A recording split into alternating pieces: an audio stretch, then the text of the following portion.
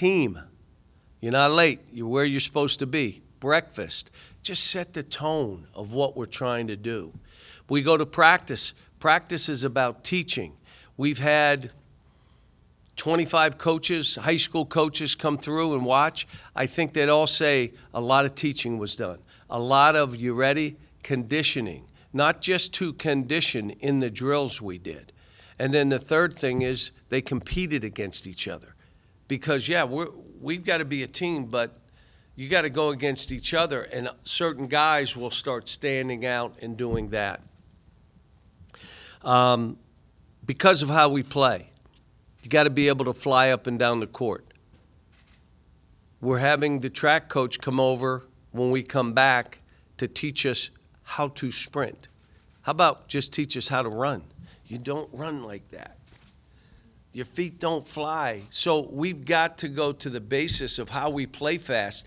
You got to run fast. I've done this at other schools where I've been. We brought in the track coach. They're the geniuses. They know how to do this, the running. The second piece is how do you play fast but your mind moves slow? Well, you do drill work to make them, you're playing really fast, but your mind's got to slow down.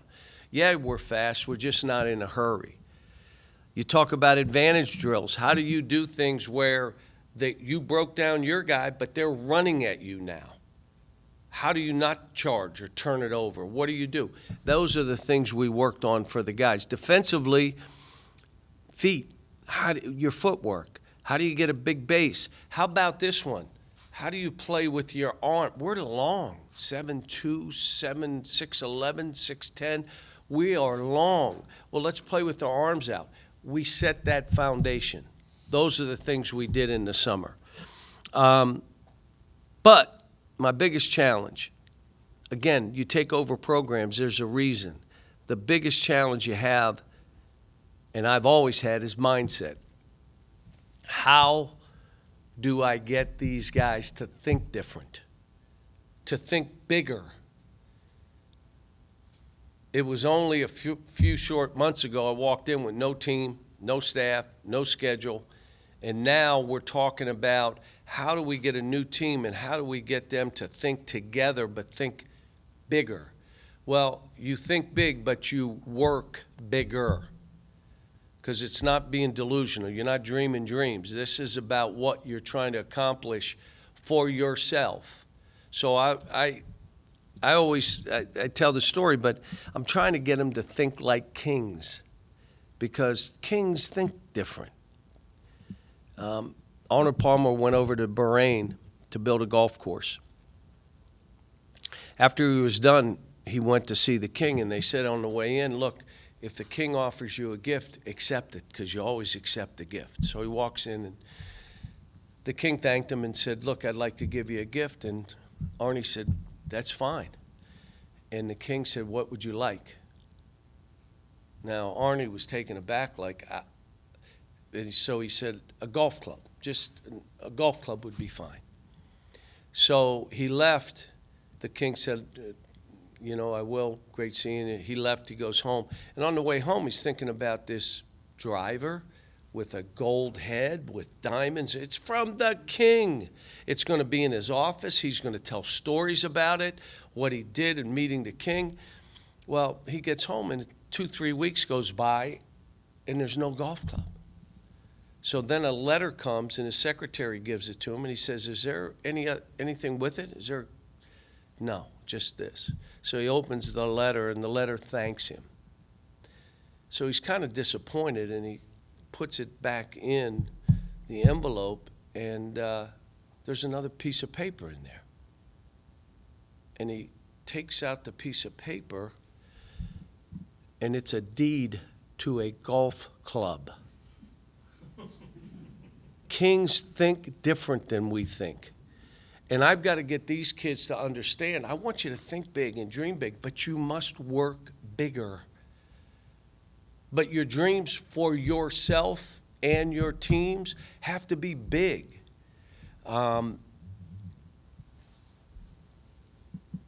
As you dream bigger, think bigger, there are going to be bumps in the road. It's all part of what we do. I say that because I feel the excitement. Like, I feel it. I feel it in the building. I feel it on the campus. I feel it around the state. I see it. I feel it. I was told a couple weeks ago that we sold out season tickets. People, it's July. The building seats 20,000. Season tickets gone. What I say to you and all of our fans, I'm as excited as you are. Let's be patient. I've already told you we haven't played. First of all, they say, how's it going? I said, it's great. We haven't lost a game yet. Everybody's excited. But be patient because how we do this. It is a process. No staff, no team, and no schedule 3 months ago. But you can tell I'm excited about this group, and you can talk to the players when they come in. So any questions for me? Or did I answer them all already?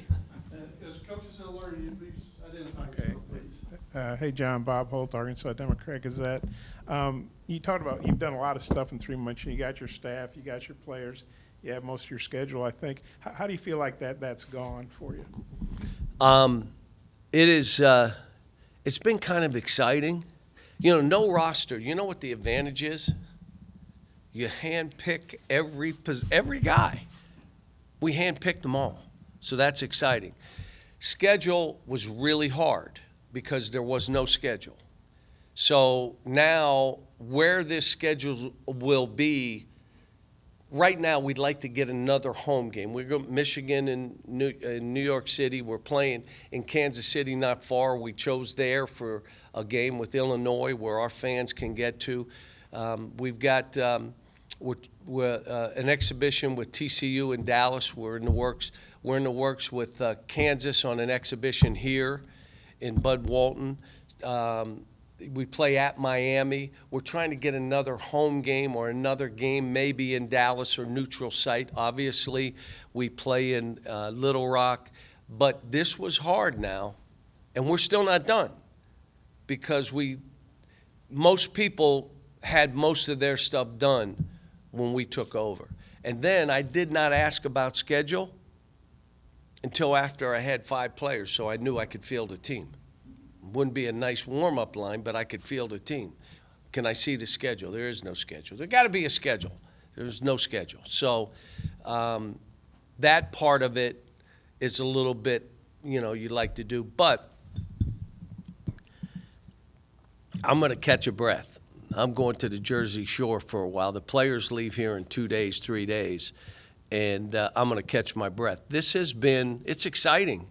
Now I go to bed early. You wake up and you're going until you sit in a chair at home. And my wife said, "Do you think you ought to go to bed?" So, but it's been great that way. Moving around the state, been great. I just want everybody to be patient and know this isn't. Now, can I go back? Coach Sutton did a great job here. Coach Richardson, think about the mid-'90s. They could have won back-to-back championships. Is not done very often. It's doable. Muss did a great job. Coach Muss, look, last year they struggled, but you think about where he took it's doable. Maybe I do it different. It takes a little longer. I don't know the history of everybody, but this thing, what we're about to do, is always going to be about players. It's going to be about putting the best talent on that floor, and then my job is to get them to come together and play for one another. And I feel comfortable doing those things. And as far as the roster you put together and obviously familiar staff. Ronnie Brewer, he's going to be in a really important position, recruiting coordinator for the Mid-South, which is Arkansas. We made a couple offers in state, and you might say, I'll only make an offer if I think, 1, the young man's built for this, and 2, he can help us win. But also, how about Dallas? How about Oklahoma City? How about St. Louis, Missouri? How about Memphis, Tennessee? there's an area that Ronnie can be. But I also want him to be our liaison to all the former players. Because anybody that knows how I've done this, we need, and I've talked to many of them already. We're going to do a fantasy camp. I want them all to come back, be a part of this. I've sent some pictures out of some of the guys. Corliss, the picture of him, and I'm saying we got to get this back to where you guys had it. So he's going to do that. Riley Hall, who's basketball ops, couldn't have done this stuff. When you asked, how'd you get this much stuff done? Couldn't have done it without someone that knew this university and the system and how things work. And then I brought guys with me. We're still filling out the staff. We have one. I want to bring Tyler Eulis, he and Brad, to be those on-court guys. I'd like those two to be able to do some of the recruiting, so Kenny and Chucky and Chin don't have to be all of it. Those guys can be some leg work for them, which is good. They're both young and can get out there. We got Chris and Lenitha. We got Bruiser Flint. We got the two Kevins in the film room. Matt and Dave, who have done great jobs in the weight training and the training room. I mean, those guys are really good. I feel real comfortable with the staff. I really do. Did I miss anybody? You didn't talk about the roster you put together. I just talk about what I want. Have you guys not understood that yet? You can ask me whatever you want. I'm going to say what. The roster I feel good about. 8 or 9, it's 9. We still have 10, 11, 12. We still have those guys. But that 8-man roster is kind of hand-picked. The others, if they can work themselves into a rotational, that's fine. They all can shoot. I want guys that can make shots. No, I feel good about the roster. The balance of the roster, bringing some guys with you, some high school guys, one returning player, that was obviously by design, as you said. What have you been able to ascertain as far as how that looks so far is in limited stuff that you've done? Well, I feel pretty good. 3 guards, 3 wings, 3 bigs. Trevin's better than I thought he was. So a story. He's standing there and he's laying on his back. I said, "You're better than I thought you were." And he looks at me and says, "I told you." But that's the confidence that I want him to feel. He's talented, but he's got to get into wars and be comfortable in those situations. My whole thing with what I do is I try to make guys uncomfortable and let them know you must be comfortable when you're uncomfortable. You got to learn. You got to understand that's all part of it. But no, I'm feeling good about who we have and what we have, and they're going to compete. We have a few point guards. Probably have 3 or 4 guys that could play point. And as a follow-up to that, Nelly Davis and Jonas Adu, guys that are all-league type of guys, maybe preseason All-American stuff, how have they looked so far in terms of both leadership and on-court? You could tell they're experienced. They're like vets. The other guy that's been really good is Adu Thiero. I keep telling him he's turning into his father. I coached his father. His father's truly cut out of granite, and you're going to see him. And you guys saw him a year ago, but the things he had to work on and needs to continue to work on, he has. DJ, David's done a great job. DJ's father came in and looked at him the other day and said, "Man, what?" TB's dad, same thing. "I see bumps on my son I haven't seen." So when we talk weight room, I don't want to hear they're doing great. Give me numbers. It's all I want is numbers. The other stuff doesn't matter. I don't need it. And when you see the numbers, like some guys, their core and their legs, if you want to be better, that's got to improve. Some guys had to go body fat. Like we had a guy like 20. Can't be 20. What? He's at 12 right now. So, I mean, those are the things that I'm seeing. Nelly lives in that gym. He'll work out 2-3 times a day. Can really shoot it. What I love is making him uncomfortable. Because when he's uncomfortable, and you can see it. And I can say to him, this is what you have to overcome. We've got to make you comfortable being uncomfortable, because now you can be an attack dog. TB, I'm trying to make him an attack dog. I don't want him standing out there shooting threes. No, you're not doing that here. I'm not letting Z, you ready, shoot any threes. Big Z, 7'2", he wants to shoot. No. You're not shooting threes. So now he has to shoot twos. You know why? An elbow jumper, when you miss that, it's kind of embarrassing. A three, when you're 7'2" and you're way out there, oh, man, he almost made that. No, you're shooting twos. And that means you're going to get in the gym and get better, or you're going to be embarrassed all the time. And you know what? He's getting better.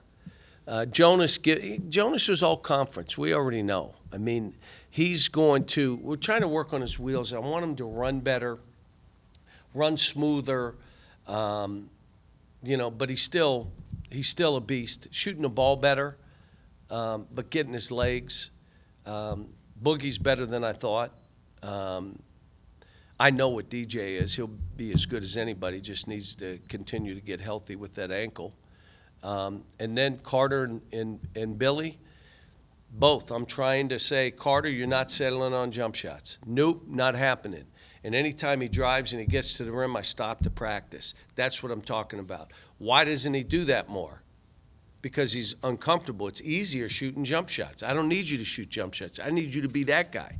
And Billy Richmond, he just got to get more consistent shooting. And where can you make a shot so they got to guard you? Because when they guard you, you're going by people.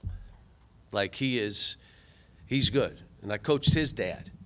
So coached DJ's dad. And that doesn't mean I'm getting older. It means I coached when I was very young.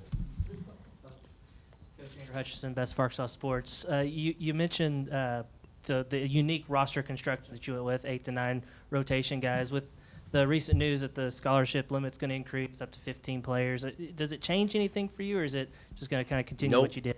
Nope. I'm having 8 or 9, and then I'll fill out the roster. You know what I can do? I can give walk-on scholarships now if I choose to. Maybe I use that somewhere else. Maybe I get GAs that can still play, and I use it that way. How about I do that? Now, look, here's what I don't want to have. At the end of the year, we're working.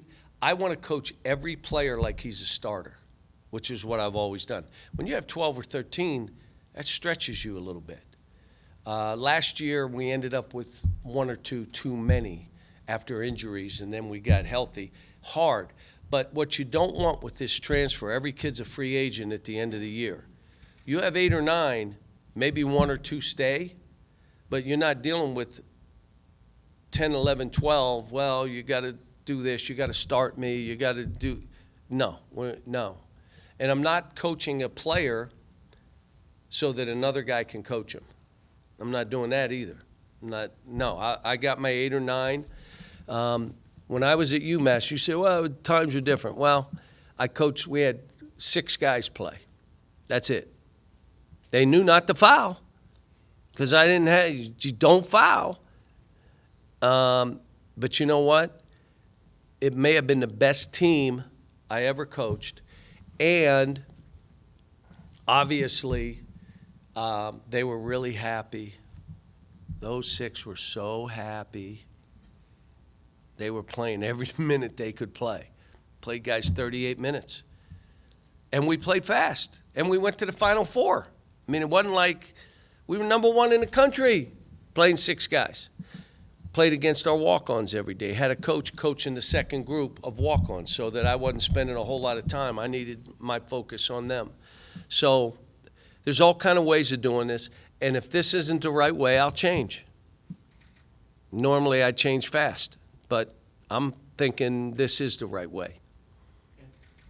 Yeah, Anthony Christensen, Whole Hog Sports. I guess can you just talk about recruiting? You've always had a knack for getting top level guys. How have you kind of adjusted to the changing landscape, especially now in a new job? All we've done is moved the headquarters from one place to another.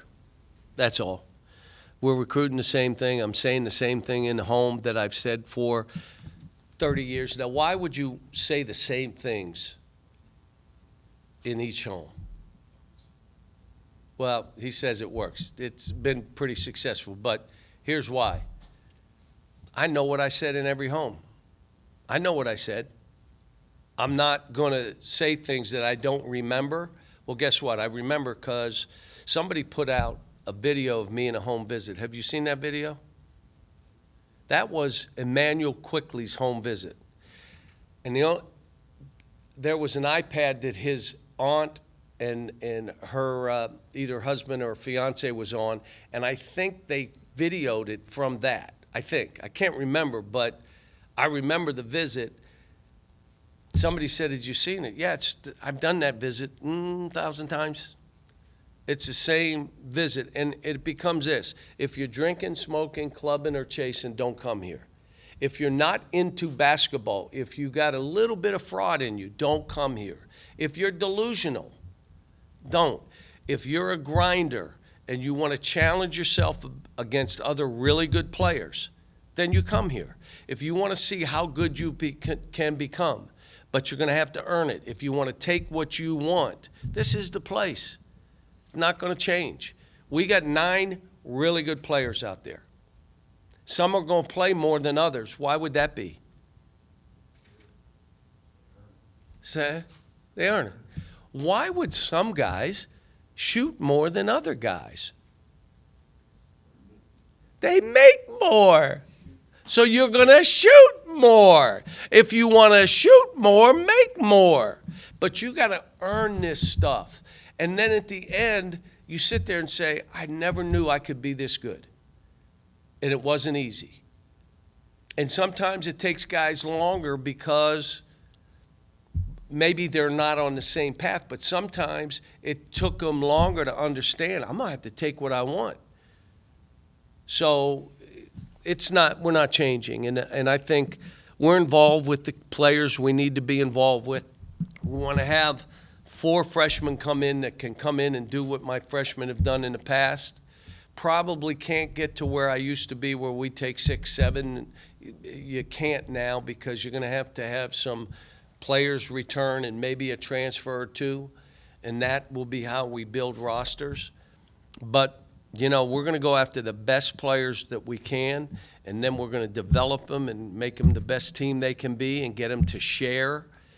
When they'll understand, again, winning matters to all of us. To me, my standard of winning, well, you know what it's been at all these places.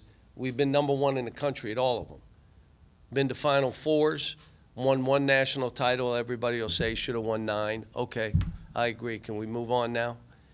But the reality of it is winning matters. And we won at the highest level. 6 guys from our team, 6 have gotten drafted when you win. So if you want to win, then everybody will eat. 4 lottery picks from one team. The number 1 pick and the number 2 pick. Number 1 4 different times. Canby was the number 2. So it's all different schools, but it's the same. Look, this is Arkansas. This is a special place. This has a history. 2 of the former coaches, Hall of Famers.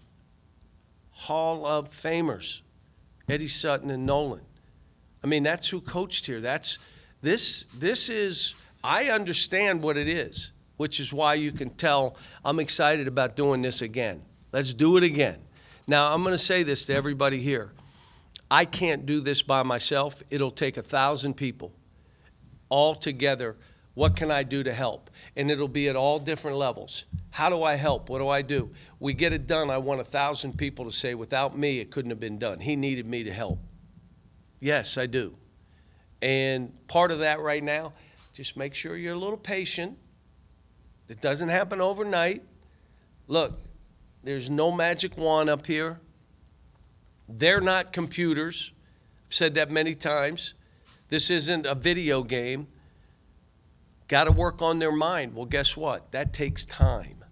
That mindset. To get that negative voice off your shoulder. You're thinking positive voice all the time. Things don't go right. Forget that voice, that other voice. If you want to be special and set yourself apart, you got to be your biggest cheerleader. You can't expect me to build your self-confidence. You know where you build your self-confidence? In that gym. And if you miss 10 straight shots and I say, you're okay, it doesn't matter. You look in the mirror and say, I'm not okay. I don't know why you'd say that. I mean, you build it yourself. And that's what we're doing. And I'll tell you, again, this has been a great summer. I need to step away just to breathe a little bit. But we've enjoyed it. And someone will call, how's Ellen doing, my wife? She grew up 2.5 hours from here. I told her, she grew up in Osceola, Missouri. I tell her she grew up on a dirt farm. She said, it wasn't a dirt farm. But that's where she grew up. She's more than comfortable. So, like, I'm excited to get this going. Going to be hard. They're all hard. You won't believe this. Other teams are trying to win, too. And other teams are putting things together. And we're in the SEC. And by the way, I think some people have picked us in the bottom half already. Oh, we've been picked in the bottom half. That's okay. We got to play games. You got to get in the ring. Let's go. Pick us in the bottom half. Pick us last. Pick us first. None of that matters. It's getting your team right, having guys that are playing at their best individually, and then let's get them together and see how we play. I'm telling you, I don't know how we're going to play yet, other than it'll be fast, it'll be unselfish, need some post presence. I hope we're a great three-point shooting team, because if we are, we'll shoot a lot of threes. If we're not, well, you got to shoot whatever you can. You're not that team. We'll figure it out when we get them all back here in September, late August. Yes. That answer your question? No, I didn't think so. Jackson Fuller at the Southwest Times Record. Coach, you've already spoken about him a bunch today, but TB, can you walk us through maybe any insight on that process of him coming back here? You know, it sounds like I told you so. He maybe, had to prove himself a little to you. What was that like of him returning? No, I just, when I went in that locker room, and there was no one in there, like, my thought was, well, maybe he don't want to be here, and I wasn't going to beg anybody. I don't even beg recruits I'm recruiting. They got to want this as bad as I want them. They got to want me and us, our staff. And with a player that's been here, if they don't want to be here, would you want them here? No? So then I find out, like, Coach, I think he wants to be here. Really? Well, get him on the phone with me, because I knew he was good. And then we talked to his dad, sat down. That's what he wanted to do. I said, well, let's go do this. Told him my plan for him, what we try to do. But he's going to be in here. You can talk more about that with him. I'm excited for him because, talked to Conzo Martin about him, who loves him, by the way. And I think my hope is everybody comes out and says, that's what I knew he could be. Then we've done our job as coaches. So you have an idea of the mindset for all these kids. He's never been better. I knew he could be that good. Those are the things I want to hear. And then talking specifically about Kenny Payne, I know you talked about staff already a little bit, but talking about Kenny Payne, how big has it been just for you to have him on your staff again after his time at Louisville in the NBA? Well, Kenny and Chin's here. You're talking Chucky. They're all brothers. We've been in the fight together. We've been in the foxhole together. And what we know, Bruiser, that no one's going to run for coffee and not come back. We're in the foxhole together, and we're each other's PR machine. They know how I'm going to be toward them. I give them room to do their thing. Kenny and I had an unbelievable run. And let me just say, that 10 years, 8 years may never be matched by anybody. That was a ridiculous. But I'll say this, the 5 years in the mid-'90s here, it may not be matched by anybody either. That was an unbelievable time. But here's what I would say. First of all, I wanted Kenny to know, you're Kenny Payne. I don't care about any of that. I know Kenny Payne, what you do for kids, how you add value, how you care your heart. The same with Chin. Like, I know who he is.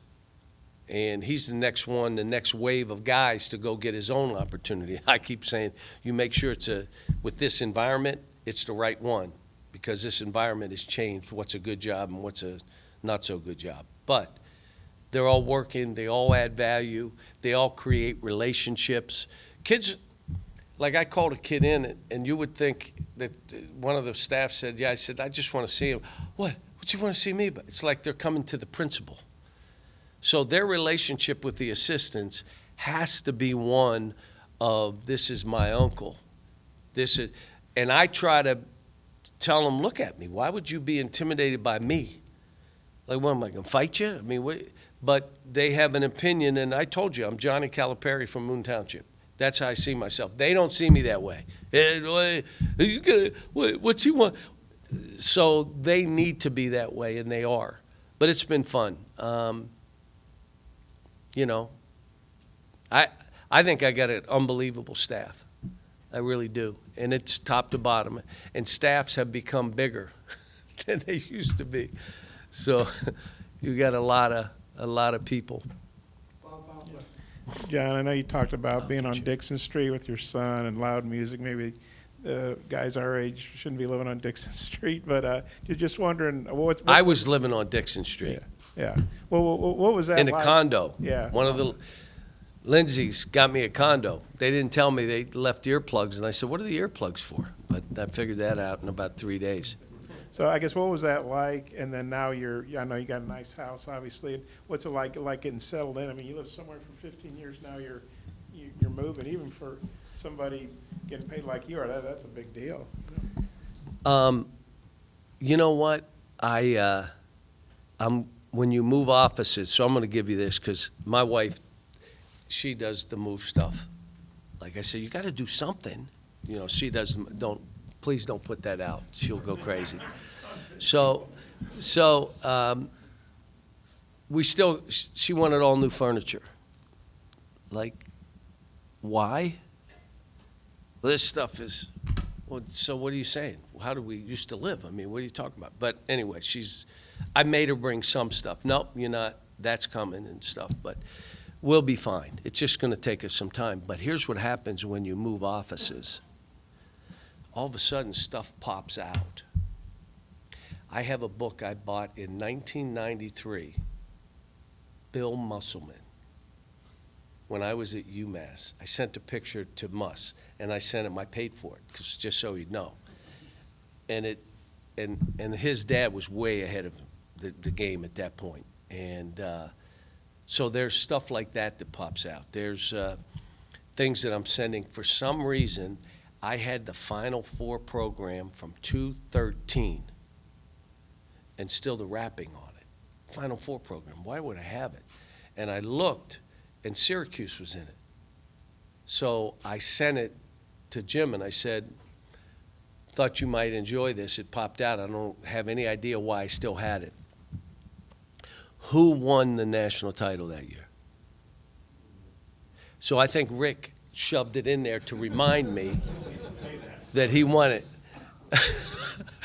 So I still have no idea, but there's all kind of other things I took pictures of. Fran Fraschilla had it. They're just, so, and then I read some stuff I was saying back in 96 and 95 and stuff in, 2005, and I hate to tell you, I've been pretty consistent with how I approach things. I'm going to take the responsibility for what is on me and leave it off those kids. And but some of it, like I told Brad, you need to read this, and I'm going to have Lenitha type up some of the stuff just for me to save it. But that stuff kind of goes through. And I'm a little bit of a hoarder. My wife says big, but it's organized. It's not chaos. It's organized stuff. But I've been doing this for a while. So getting my office set up at home and here, there's a lot of stuff. But we're living in a great area. It's in a cul-de-sac. I can go outside in the morning to walk my dog, and my hair can be up like that. No one sees me. There's no pictures, no one back there. So it's, we're comfortable. And my wife, for you men to understand, happy wife, happy life. She is 240 from her family. We've already driven up there. and she's comfortable with this kind of lifestyle. And I am. Like, look, I started on a college campus at UMass. 90,000 here. How many students?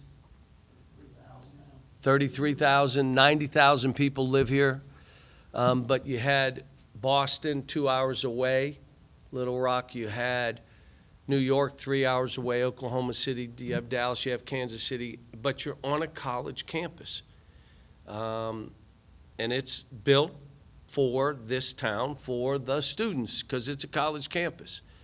But I'm comfortable with that, and so is Ellen. And, you know, we're just ready to get started, get away, come back, let's go, it's on. Anybody in the back, you have any questions for me? Jacob Morris, Big Trail Nation. I was just going to ask you, obviously, a long time ago before early November, but what's the area you say, hey, this group has to grow the most? And the flip side, where do you feel this group? It'll be getting us together as a team, because all I worked on this summer, all the staff did, was it's all about individual development. We'll worry about that stuff come September. Right now, it's who do we have and how do we get them better, and how do they start feeling better about themselves and where we're going to head this. The foundation that we set that I talked about earlier, so that we can walk right in and build this culture the way that we want it, but you had to have the foundation. So I don't know. I have no, all I know is the SEC is going to be really, really good again. When I first walked in the SEC, there were 3 teams going to the NCAA tournament. And we were I can remember us being in, we got to get to 6. I can remember it.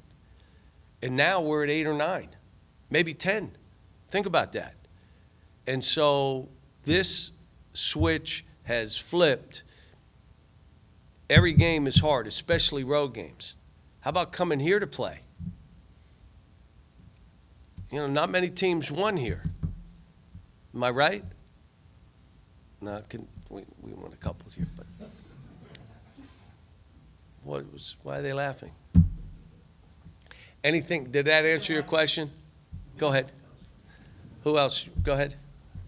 You may already be aware of this, I'm sure you are, but if you look at the Olympics right now, you have enough players you coach, mentored, and developed that if you extracted those, you could have a Coach Cal in the Olympics. Have a legit shot at winning a medal? Have you considered petitioning the committee? No, I would never petition. That's not how this goes, and I'm so happy for the staff. Mark Few, by the way, is a really good friend. Hopefully we're doing something with them in the future, but he's a really good friend. And Steve, and I know all those guys. They're terrific people, and they deserve to be there. No, I'm good. I'm good. I got a big job here. Get this thing right and have people look at us and say, what are they doing? How do we do that? Let people look at this and say, wow, you know, here it goes again. And but it takes everybody. And we have been treated in a way that we know, how do we help you? And that's coming from all directions. What do we do to help? How do we get, people want this to happen. And, you know, I feel it. I'm loving it.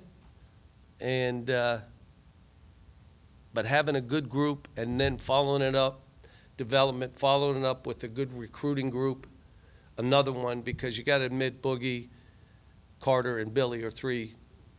That's a good group. And now you go forward with another group and you start that role of what we do here and how we do it. How about we bring the players in and let those guys, you can ask them questions, whatever you want, and I'll leave so they can say whatever they have on their chest and mind, okay? Thank you.